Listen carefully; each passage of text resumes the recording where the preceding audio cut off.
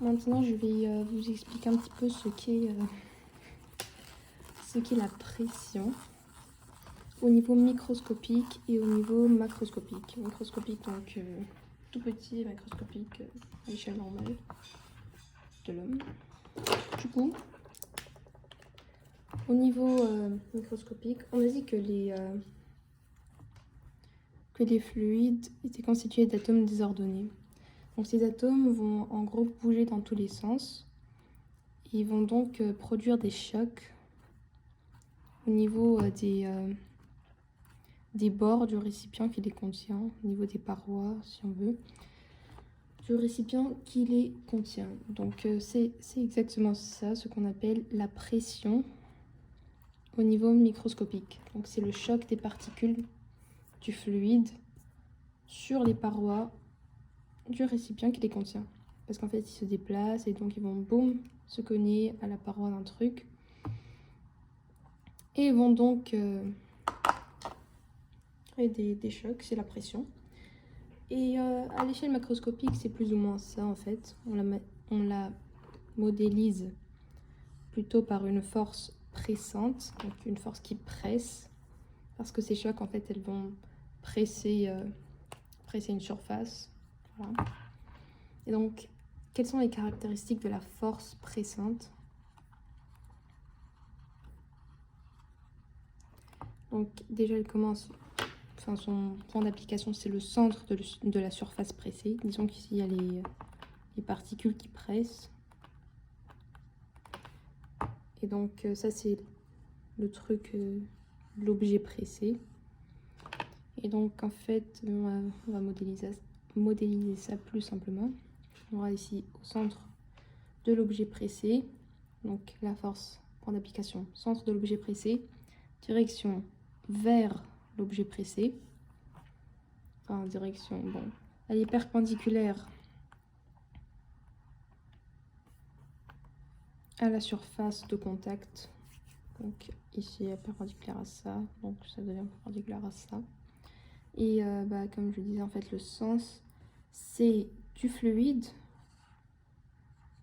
vers l'objet pressé. Enfin, c'est logique, vu que c'est le fluide qui est en train de presser, donc c'est de lui vers le truc, vu que c'est lui qui exerce la force. Donc c'est du fluide vers l'objet. N'oubliez pas le sens, d'habitude on le met du et vers, de X vers Y, vers l'objet pressé. Et donc, comment est-ce qu'on calcule la valeur de cette force? Donc, F est égal à P fois S. Et là, c'est la surface de contact. Disons que là, on a une très grande surface pressée. Toute cette surface, c'est S.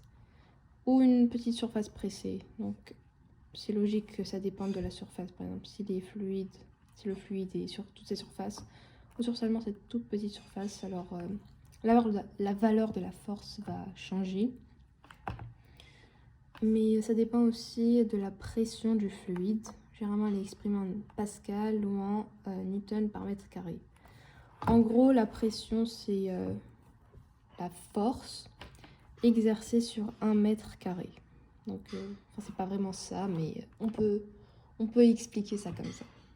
Donc, la force exercée par le fluide sur 1 mètre carré de surface, vu qu'elle est exprimée en newton par mètre carré. Et là, c'est en mètre carré. Et par simplification, on obtient F en newton, comme toutes les forces d'ailleurs. Et c'est tout ce qu'on a à dire sur les formules des forces. Maintenant, on va passer aux forces atmosphériques et aux forces hydrostatiques, qui sont assez simples en soi. Donc on va prendre ici, on va dire que ça, tout ça là, c'est au-dessus du niveau de la mer. Bon, je fais un schéma très représentatif, mais bon. Et là, c'est en profondeur. D'accord? Donc là, on parle d'altitude et en bas de profondeur. Et donc là, on va parler d'un gaz, donc l'air pression atmosphérique. Et là, on va parler d'un fluide liquide. Ici, on appelle donc la pression atmosphérique. C'est la pression de l'air. Elle est plutôt mesurée à l'aide d'un baromètre.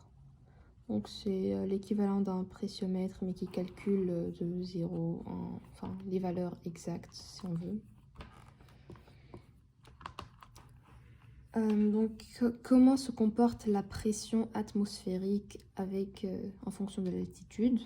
Donc quand l'altitude augmente, la pression atmosphérique va diminuer, et en fait la cause c'est parce qu'il y a, enfin la raison c'est parce qu'il y a moins d'air en montagne. Enfin, pour ceux qui ont fait SVT, on a parlé des habitants, de ceux qui habitent en Himalaya. Il y a des conditions d'air différentes qu'au niveau de la mer, ce qui fait que la pression diminue quand l'altitude augmente. Là, on a parlé de la pression atmosphérique. Et celle-ci dépend aussi des conditions météorologiques. Par exemple, quand il pleut, la pression diminue. Alors que quand il fait beau, la pression, elle augmente. Donc c'est un peu des caprices du temps. Enfin oui, bref. Et sous le niveau de la mer, pas nécessairement sous le niveau de la mer, mais dans un liquide, on parle de pression hydrostatique. Notez P hydro. Enfin, pour calculer la pression, en fait, on utilise la même formule qu'on a vue avant, sauf qu'on isole le P au lieu d'isoler le F. Et on prend les mêmes unités. M carré, PA ou peu importe. Donc, qu'est-ce qui va se passer quand on descend de plus en plus en profondeur? La pression hydrostatique, elle va augmenter quand la profondeur augmente, c'est-à-dire qu'on descend, qu'on est plus ou moins on peut dire qu'on est dans les négatifs, mais ça dépend en fait d'où est-ce qu'on compte. Bref. Donc en fait c'est logique. Pourquoi est-ce qu'elle augmente verticalement et elle reste constante horizontalement? Donc P hydro à l'horizontale, c'est toujours la même. Enfin toujours, par exemple là c'est la même. À ce niveau, disons qu'elle est de 1 bar. Là elle est, sur toute cette largeur, elle est de 2 bars. Sur toute cette largeur, elle est de 3 bars, etc. Pourtant on remarque qu'elle augmente verticalement. Et c'est un petit peu logique, vu qu'il y a en fait, disons si on est à ce point-là, donc il y a toute cette colonne de liquide qui exerce une force sur nous. Et si on est là, bah, il y aura tout ça. Et donc si on est là, bah, il y aura également tout ça. Je sais pas si c'est très clair, mais voilà. Également si on est là, bah, il y aura la même quantité de liquide qui exerce la pression, sa force, pardon, sur nous, disons. Maintenant, on va voir rapidement ce qu'est la pression absolue. Alors, la pression absolue, c'est simplement tout ceci. C'est-à-dire qu'on est en ce point-là, la pression en ce point, c'est P, mais il y a également, en fait, il y a certes cette pression exercée sur nous, la pression ici, donc P, mais il y a aussi en fait, même si elle est relativement faible par rapport à celle-là, il y a aussi la pression atmosphérique qui agit sur nous en fait, ou qui, pas nécessairement sur nous, sur un corps, n'importe quel objet ou quel corps. C'est P absolu est égal à P hydro, ou donc la pression en ce point, et la pression atmosphérique.